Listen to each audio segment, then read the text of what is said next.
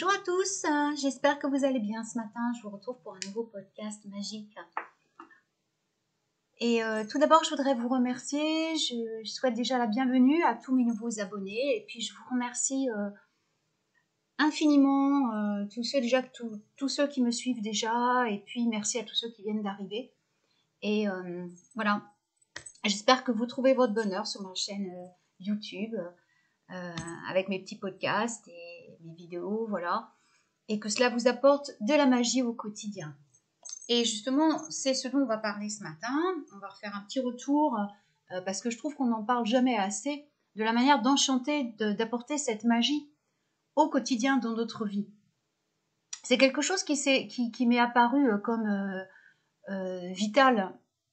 Alors déjà, bon, c'est vrai que je suis née comme ça, j'ai toujours eu de la magie dans ma vie, mais là où j'ai vraiment ressenti le plus de besoin de cette magie, et je me suis rendu compte à quel point c'était quelque chose qui me donnait la pêche, qui me donnait la ouache, qui me donnait envie de vivre quoi au quotidien, de vivre ma vie, voilà, c'est de l'enchanter au quotidien, c'est la magie quoi. Je me suis rendu compte que sans la magie, ma vie serait bien triste, bien routinière, et puis voilà, j'aurais peut-être pas passé cette étape du confinement et de la Covid comme je l'ai passé si je n'avais pas eu la magie dans ma vie. Alors il est vrai que justement pendant le confinement, on s'est retrouvés coupés du monde, tout. Parce que pour moi j'aime bien ma compagnie. J'ai appris à la solitude, forcée au départ parce que voilà c'était un isolement d'initiation. Mais ensuite j'y ai pris goût, ça m'a appris à m'aimer moi-même davantage telle que je suis, à me pardonner des choses, à faire tomber des masques, à me dire voilà, à apprendre ma propre vérité et à m'exprimer donc envers moi-même dans ma vérité, je veux dire, de plus me cacher des choses, de me montrer à moi-même telle que je suis. Donc c'était génial. Donc ça m'a appris énormément de choses, mais en même temps, c'est vrai que c'est des bons apprentissages. Mais on a quand même besoin d'apporter, d'avoir du contact avec autrui, d'avoir du contact avec le monde. Et puis voilà, il y a certaines choses aussi dont on a besoin pour pratiquer notre magie. Alors, justement, je pense que ce confinement nous a poussés à découvrir la magie telle qu'elle doit être réellement, c'est-à-dire à un moment où on n'a pas pu acheter ce qu'on voulait, à un moment où on n'a pas pu se procurer des ingrédients comme on le voulait parce que tout était fermé, le commerce internet était bloqué, il y a eu une période où vraiment ça a été très compliqué, les colis se perdaient, donc même commander par internet c'était pas évident, donc je veux dire, on a été poussé à chercher pour pratiquer notre magie des choses qu'on avait déjà chez nous, qu'on avait dans la nature ou qu'on avait en nous-mêmes. Et c'est là qu'est ce que le confinement nous a apporté de meilleur. Redécouvrir la simplicité, revenir à l'essentiel, déjà de notre vie, mais aussi de la magie. Donc, moi, j'ai toujours été une sorcière,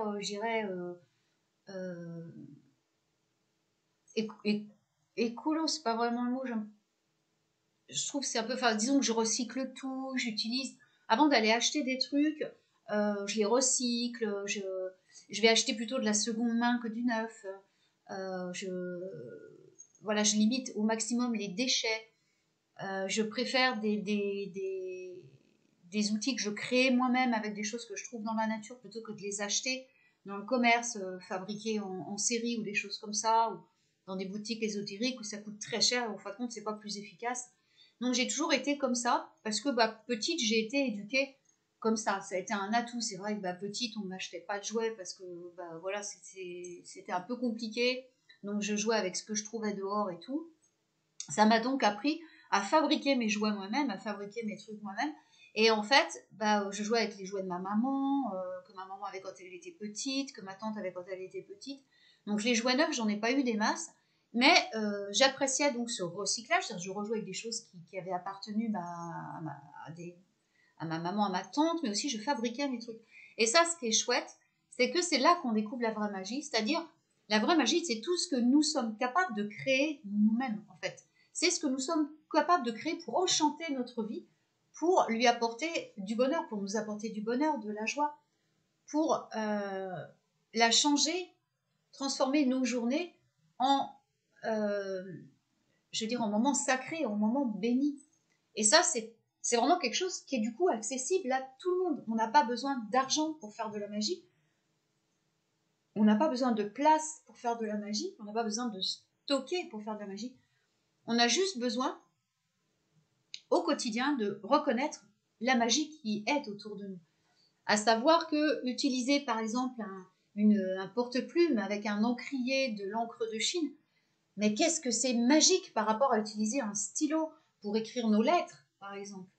Il suffit d'enchanter cette plume pour qu'elle devienne complètement magique en lui donnant un rôle particulier. Voilà que chaque mot qu'on écrit grâce à cette plume vont enchanter la journée de la personne qui va les recevoir, qui va les lire. Alors excusez-moi, je me suis rendu compte que j'avais pas branché mon micro. Donc j'espère que le son va être bien meilleur maintenant qu'il ne l'a été. Bon, je pense que vous m'avez quand même bien entendu avant. Voilà, je suis navrée, je m'étais aperçue que je viens de m'en apercevoir que mon micro était éteint. Voilà, donc là vous allez avoir une meilleure qualité d'écoute. Voilà, ça passe. Donc je reprends où j'en étais. Voilà, je veux dire, il y a des tas, par exemple, j'en parle dans mon livre qui va sortir en juin. Voilà, un simple vernis à ongles peut être enchanté. Un rouge à lèvres peut être enchanté. Voilà, vous enchantez votre rouge à lèvres pour que il donne qu'à chaque personne à laquelle vous allez sourire, eh bien vous transmettiez, vous envoyez de l'amour ou de la joie, ou voilà, vous choisissez ce que vous avez envie, ou que cela lui apprenne à voir la beauté autour d'eux. Vous pouvez enchanter absolument tout dans votre vie. Vous pouvez enchanter vos plats que vous cuisinez. Chaque épice, chaque aliment a une correspondance magique, due à sa couleur, due à enfin voilà, aux planètes qui le régissent, à l'élément qui le domine.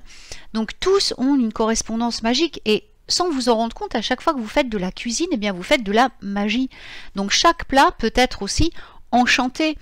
Quand vous remuez votre café, il peut être enchanté si voilà, vous pouvez le charger d'une intention en tournant votre cuillère dans le sens des aiguilles du monde. Vous pouvez enlever le négatif en tournant dans le sens inverse des aiguilles du monde. Vous pouvez donc c'est infini.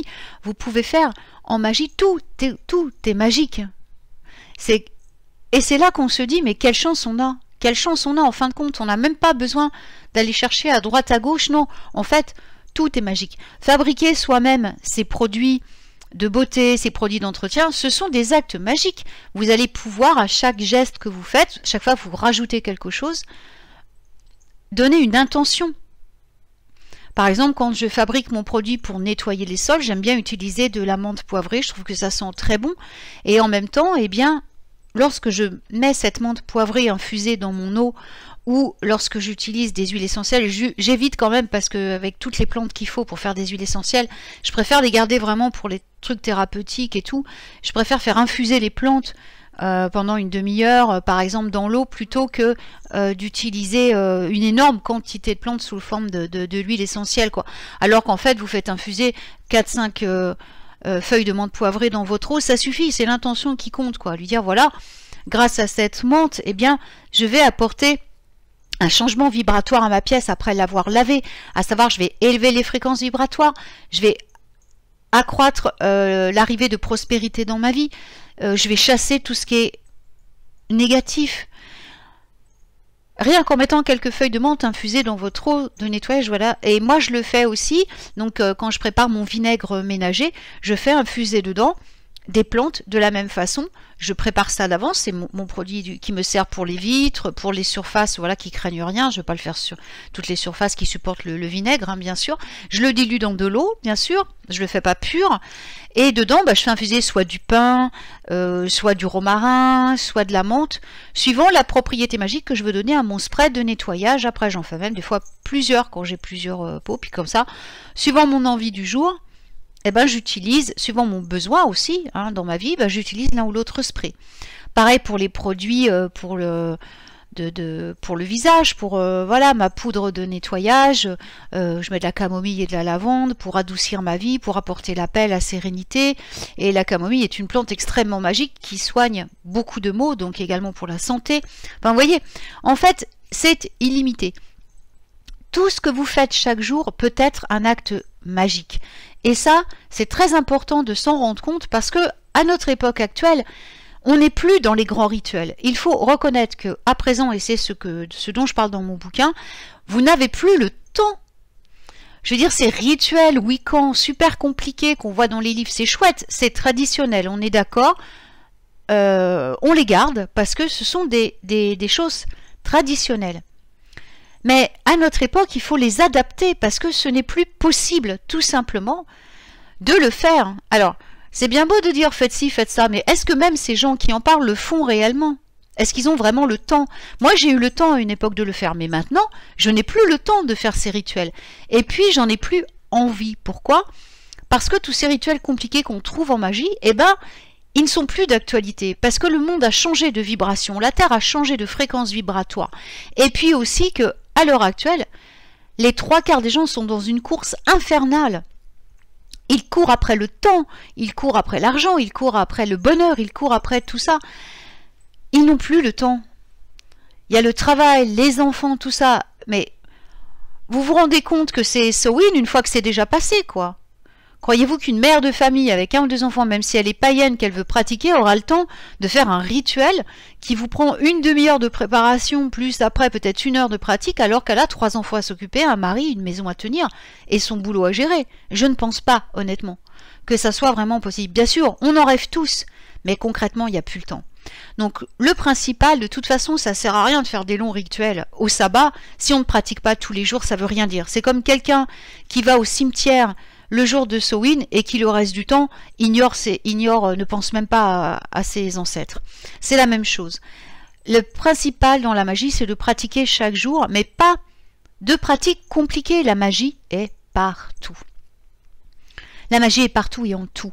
Donc voilà, des petits actes magiques, comme enchanter son café le matin, comme exprimer sa gratitude, comme ce que j'ai parlé déjà dans des podcasts. Alors, il est vrai que je ne vous ai pas reposté sur YouTube tous les podcasts que j'avais fait sur PodCloud. Ça va venir, j'en avais quand même presque une centaine. Donc, ça vient petit à petit. Je vous refais les vidéos sur YouTube parce qu'après, je vais supprimer ma chaîne PodCloud. Je vais tout laisser sur YouTube, ce qui est beaucoup plus accessible pour beaucoup plus de gens. Donc, mais je ne sais pas si j'ai déjà publié donc ces podcasts sur YouTube, mais ils seront publiés de toute façon, des podcasts dans lesquels vraiment je parle d'astuces au quotidien, comme je vous en parle aujourd'hui. C'est très très important de comprendre que les longs rituels ne servent à rien. La magie, c'est pas ça. La magie, c'est une prise de conscience. La magie, c'est comprendre qu'en fait, vous êtes des magiciens, que à travers les actes que vous faites, chaque acte a de l'importance, chaque parole a de l'importance, chaque intention a de l'importance, et tout ça, c'est de la magie. Séparément ou tout uni, c'est de la magie. Chaque acte que vous faites a un impact magique sur quelque chose. Chaque intention que vous mettez dans quelque chose a un impact magique sur votre vie. Tout ce sur quoi vous focalisez votre intention se matérialise. C'est ça la magie. Si vous arrivez chaque jour à sacraliser tout ce que vous faites, eh bien votre vie va réellement devenir magique au quotidien. Et là, vous allez vous rendre compte à quel point elle va se transformer. Quand vous faites quelque chose, eh bien vous y mettez une intention de joie, une intention d'amour, une intention vraiment d'être heureux, tout simplement. Et pratiquer la magie au quotidien, c'est ni plus ni moins que ça. Et puis le bonheur de fabriquer ses outils soi-même, sa baguette, c'est génial, quoi. Fabriquer son pendule, mais c'est tellement merveilleux, vous en tirez tellement. Puis voilà, puis à chaque chose que vous faites, vous y mettez votre intention, ce sera votre énergie, pas celle de quelqu'un d'autre, votre propre énergie. Et c'est ça qui va tout changer dans votre vie. Voilà, alors on va s'arrêter pour aujourd'hui. Et je vous retrouve peut-être demain ou sinon très vite pour un nouveau podcast magique. Et aujourd'hui, bah, le petit travail magique du jour, ça pourrait être, on va faire attention à ce qu'on va mettre dans nos actions aujourd'hui. C'est-à-dire quand vous allez faire quelque chose, que ce soit écrire à quelqu'un ou faire votre travail chez votre patron ou faire la cuisine ce soir, faire attention d'être dans une vibration de joie et d'amour, d'une vibration magique, de dire voilà, ce travail, j'y mets l'intention un tel. Par exemple, j'y mets une intention d'amour et vous allez voir, c'est quelque chose d'incroyable. Ce plat, je le prépare dans l'intention d'apporter le bonheur à ma famille. Hop, vous voyez, c'est pas compliqué, hein. Et pendant tout que vous préparez, vous pouvez répéter bonheur, joie, santé. Vous pouvez réciter des mots comme ça, comme des mantras, et c'est ça qui va alimenter votre truc, qui va le rendre vraiment magique et qui va y placer l'intention que vous voulez mettre. Même à votre travail, vous pouvez répéter des mantras, hein. Voilà, mon travail est merveilleux, je m'y plais, j'aime mon travail. Vous pouvez répéter des mantras comme ça, c'est ça qui va le rendre magique et qui va faire que vous allez vraiment l'aimer à fond et le faire avec des intentions d'amour. En tout, vous pouvez apporter la magie. Alors aujourd'hui, le petit travail magique, c'est de bien faire attention à ce que vous allez faire et d'y apporter le plus de magie possible. Voilà, et bien je vous souhaite une délicieuse journée et je vous retrouve très vite pour des aventures magiques.